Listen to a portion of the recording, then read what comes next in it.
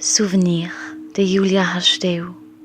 Les yeux à demi clos, les bras pendants, assise, nonchalamment dans sa bergère la marquise.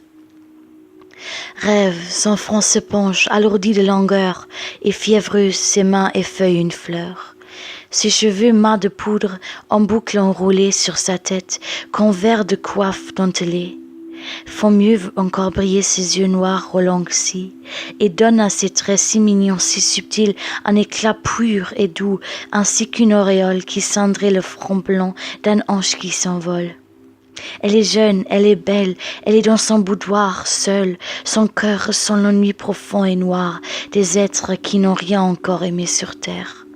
Elle est lasse à 20 ans de vivre solitaire, elle songe souvent, ses frais boudoirs discrets entendit des soupirs d'amour et de regret quand elle repoussa ceux qui l'aimaient dans l'âme. Son cœur froid se rayait de l'amoureuse flamme, sa lèvre se plissait d'un sourire moqueur. Elle voulait braver l'amour, le Dieu vainqueur. Maintenant à son tour triste son cœur soupire. Elle veut être aimée et se l'entendre dire. Alors un souvenir vient à son front songeur, faire soudain monter une ardente rougeur. Et voici le roman que sa mémoire évoque. Elle avait 17 ans à cette heureuse époque. Un jour, c'était au mois de mai, le mois béni. Le ramier s'ébattait dans le fond de son nid. C'était dans une allée ombrageuse de frênes. Les lilas embaumaient l'air frais de leur haleine. Et la bleue anémone et les lys, rois des fleurs, confondaient leurs parfums, nuançaient leurs couleurs. Et tout était très calme et très doux. La verdure des arbres frémissait et la grande nature semblait vouloir fêter quelque bonheur humain. Elle marchait, la brune enfant, dans ce chemin avec ses fleurs de bois se faisant des parures, sourde aux cris des oiseaux, à leurs joyeux murmures, insouciante et gaie, et de ses yeux ravis, souvent les papillons hérissés et hardis. Oui, qui parfois se trompaient à son rose visage, et dont leur vol venait la baiser au passage. Mais un beau cavalier la rencontra soudain. Il lui fait un salut, elle d'un air badin, le toisa d'un regard rempli d'indifférence. Il lui fit une courte et preste révérence. Alors il lui conta son mal à tout cacher. Il lui dit qu'elle était belle comme Psyché, et comme cette fleur piquée à son corsage. Mais elle répondit, « Nenni, je suis trop sage.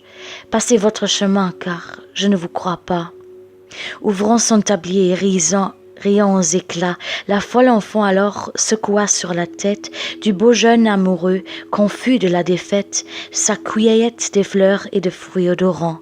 Hélas, que ne fait-on quand on a 17 ans? Fraises, cassis, muets, cerises et pervenches roulèrent sur son cou, sur ses dentelles blanches, tachèrent ses habits de soie et de velours.